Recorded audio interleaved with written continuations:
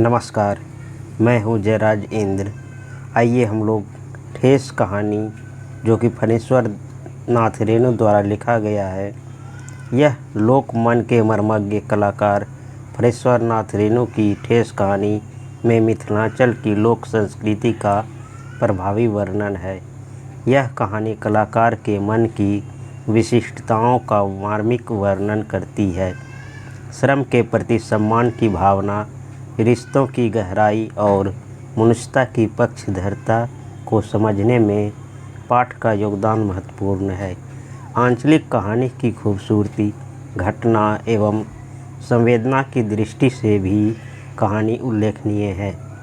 तो आइए शुरुआत करते हैं कहानी को। खेती बाड़ी के समय गांव के किसान सिरचन की गिनती नहीं करते। लोग उसको बेकार ही नहीं बेगार समझते हैं। इसलिए खेत खलिहान की मजदूरी के लिए कोई नहीं बुलाने जाता है सिरचन को। क्या होगा उसको बुलाकर? दूसरे मजदूर खेत पहुंचकर 1/3 काम कर चुकेंगे। तब कहीं सिरचन राय हाथ में खुरपी डुलाता हुआ दिखाई पड़ेगा। पगडंडी पर तौल तौल कर पाँव रखता हुआ धीरे धीरे। मुफ्त में मजदूरी देनी हो तो और बात है।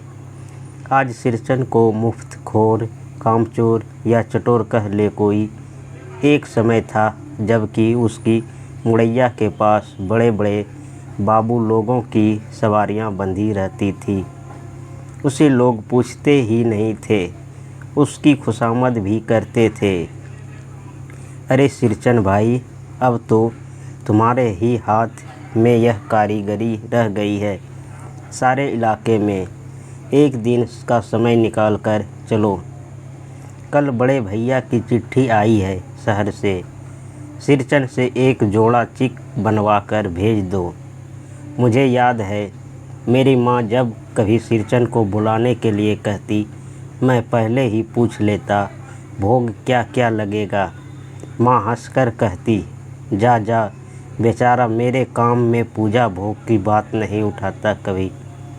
ब्राह्मण टोली के पंचानन चौधरी के छोटे लड़के को एक बार मेरे सामने ही बेपानी कर दिया था सिरचन ने। तुम्हारी भाभी नाखून से छाँटकर तरकारी परोसती है और इमली का रस डालकर। कढ़ी तो हम कहार कुम्हारों की घरवाली बनाती है। तुम्हारी भाभी ने कहाँ सीखा? इसलिए सिरचन को बुलाने के पहले मैं माँ से पूछ लेता। सिरचन को देखती ही माँ हुलस कर कहती, आओ सिरचन, आज नैनू मथ रही थी तो तुम्हारी याद आई। घी की डाली खखोरन के साथ चूड़ा तुमको बहुत पसंद है ना? और बड़ी बेटी ने ससुराल से संवाद भेजा है। उसकी ननद रूठी हुई है मोती की शीतल पार्टी के लिए। सिरचन अपनी पनियाई जीभ को संभाल कर हंसता।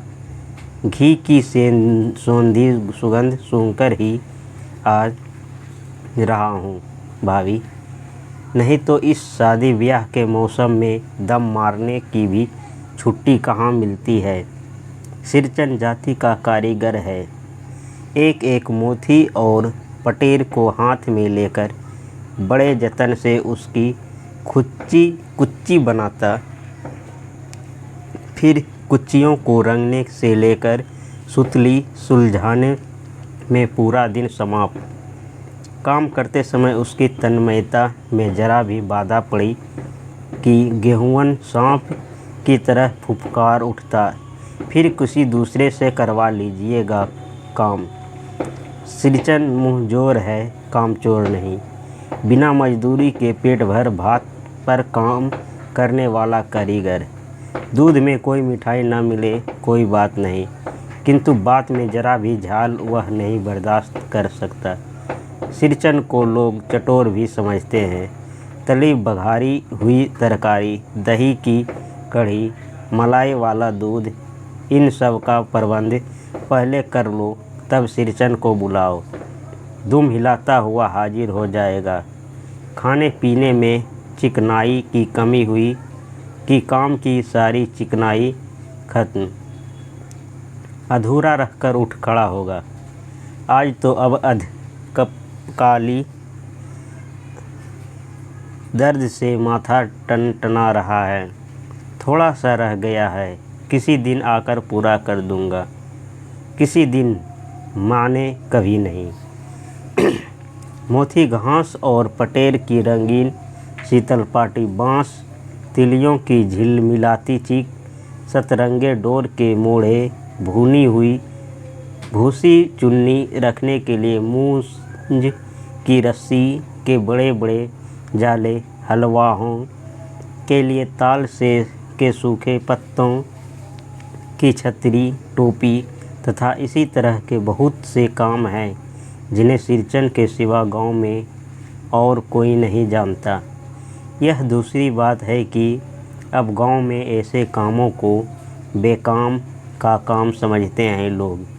बेकाम का काम, जिसकी मजदूरी में अनाज या पैसे देने की कोई ज़रूरत नहीं। पेट भर खिला दो, काम पूरा होने पर एक आध पुराना धुराना कपड़ा देकर विदा करो। वह कुछ भी नहीं बोलेगा, कुछ भी नहीं बोलेगा। ऐसी बात नहीं।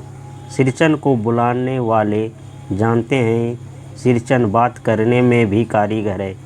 महाजन टोले के भज्जू महाजन की बेटी सिरचन की बात सुनकर तिलमिला उठी थी। ठहरो, मैं माँ से जाकर कहती हूँ। इतनी बड़ी बात ही है बिटिया। बड़े लोगों की बात ही बड़ी होती है, नहीं तो दो दो पटेर की पाटियों का काम सिर्फ खनसारी का सत्तू खिलाकर कोई करवाए भला। यह तुम्हारी माँ ही कर सकती है बबूनी, सिरचन ने मुस्कुराकर जवाब दिया था। उस बार मेरी सबसे छोटी बहन की विदाई होने वाली थी। पहली बार ससुराल जा रही थी। मानू के दूल्हे ने पहले ही बड़ी भाभी को खत लिखवा कर चेतावनी दे दी है, मानू के साथ मिठाई की पतीली न आवे कोई बात नहीं। 3 जोड़ी फैशनेबल चिक और पटेर की 2 शीतल पाटियों के बिना आएगी मानू तो। भाभी ने हंसकर कहा, बैरंग वापस इसलिए 1 सप्ताह के पहले से ही सिरचन को बुलाकर काम पर तैनात करवा दिया था माँ ने। देख सिरचन, इस बार नई धोती दूंगी, असली मोहर छाप वाली धोती। मन लगाकर ऐसा काम करो कि देखने वाले देखकर देखते ही रह जाएं। पान जैसी पतली छुरी से बाँस की तिलियां और कमानियों को चिकनाता हुआ सिरचन अपने काम में लग गया। रंगीन सुतलियों में झब्बे डालकर वह चिक बुनने बैठा। 1.5 हाथ की बुनाई देखकर ही लोग समझ गए कि इस बार एकदम नए फैशन की चीज़ बन रही है, जो पहले कभी नहीं बनी। मंझली भाभी से नहीं रहा गया, पर्दे की आड़ से बोली, पहले ऐसा जानती कि मोहर छाप वाली धोती देने से ही अच्छी चीज़ बनती है तो भैया को खबर भेज देती। काम में व्यस्त सिरचन के कानों में बात पड़ गई। बोला, मोहर छाप वाली धोती के साथ रेशमी कुर्ता देने पर भी ऐसी चीज़ नहीं बनती बहुरिया। मानू दीदी काकी की सबसे छोटी बेटी है। मानू दीदी का दूल्हा अफसर आदमी है। मंझली भाभी का मुंह लटक गया। मेरी चाची ने फुसफुसाकर कहा, किससे बात करती है बहू? मोहर छाप वाली धोती नहीं, मूंगिया लड्डू। बेटी की विदाई के समय रोज़ मिठाई जो खाने को मिलेगी, देखती है ना। दूसरे दिन चिक की पहली पाँति में 7 तारे जगमगा उठे, 7 रंग के 7 भैया तारा। सिरचन जब काम में मग्न रहता है तो उसकी जीभ जरा बाहर निकल आती है। होठ पर अपने काम में मग्न सिरचन को खाने पीने की सुधि नहीं रहती। चीक में सुतली के फंदे डालकर उसने पास पड़े सूप पर निगाह डाली। चिवड़ा और गुड़ का एक सूखा ढेला मैंने लक्ष्य किया। सिरचन की नाक के पास 2 रेखाएं उभर आई। दौड़कर माँ के पास गया। माँ, आज सिरचन को कलेवा किसने दिया है? सिर्फ चिवड़ा और गुड़। माँ रसोई घर के अंदर पकवान आदि बनाने में व्यस्त थी। बोली, मैं अकेले कहाँ कहाँ क्या क्या देखूं। अरे मंझली, सिरचन को बूंदिया क्यों नहीं देती? बूंदिया मैं नहीं खाता काकी। सिरचन के मुंह में चिवड़ा भरा हुआ था। गुड़ का ढेला सूप में एक किनारे पड़ा रहा अछूता। माँ की बोली सुनते ही मंझली भाभी की भौहें तन गई। मुट्ठी भर बूंदिया सूप में फेंक कर चली गई। सिरचन ने पानी पीकर कहा, मंझली बहुरानी अपने मायके से आई हुई मिठाई भी इसी तरह हाथ खोलकर बांटती है क्या? बस मंझली भाभी अपने कमरे में बैठकर रोने लगी। चाची ने माँ के पास जाकर कहा, छोटी जाति के आदमी का मुँह भी छोटा होता है। मुँह लगाने से सिर पर चढ़ेगा ही।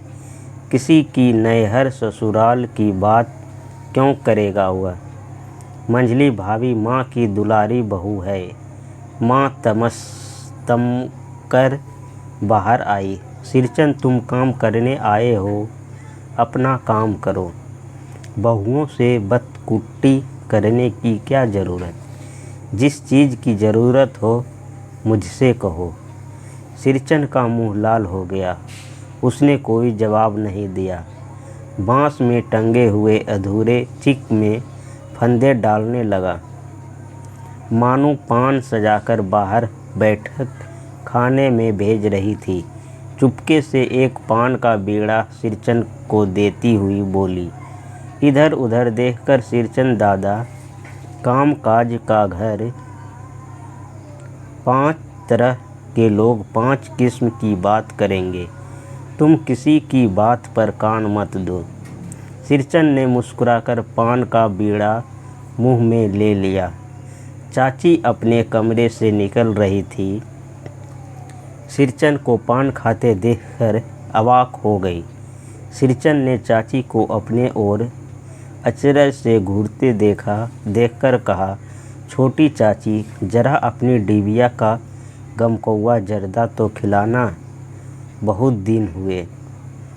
चाची कई कारणों से जली भुनी रहती थी। सिरचन से गुस्सा उतारने का ऐसा मौका फिर नहीं मिल सकता। झनकती हुई बोली, मस्खरी करता है? तुम्हारी बढ़ी हुई जीभ में आग लगे।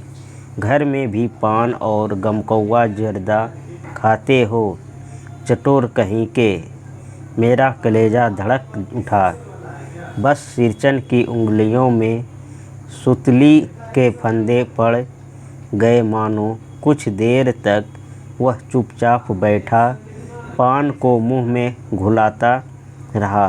फिर अचानक उठकर पिछवाड़े थूक आया। अपनी छुरी, हंसिया वगैरह समेट संभाल कर झोले में रखा।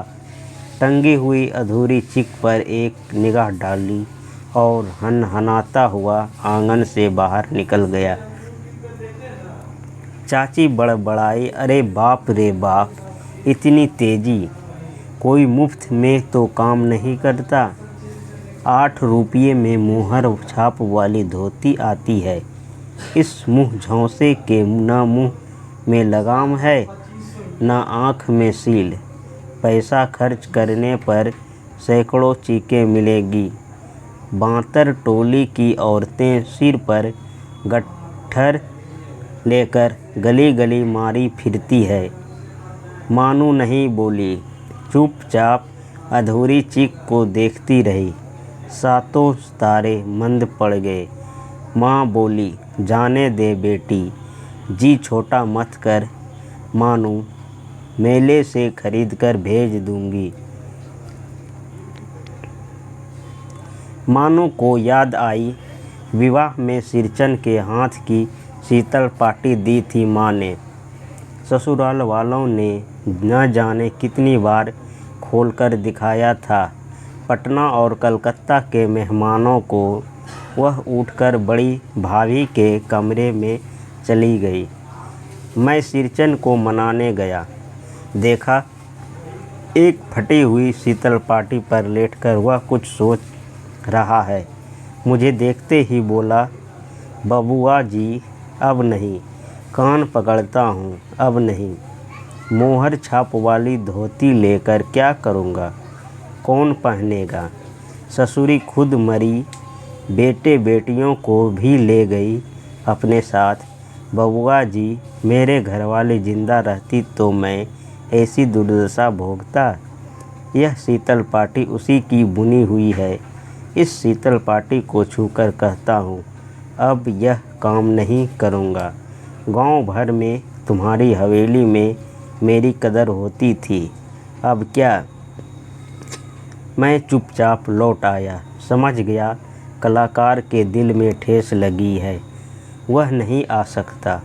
बड़ी भाभी अधूरी चीख में रंगीन छीट का झालर लगाने लगी।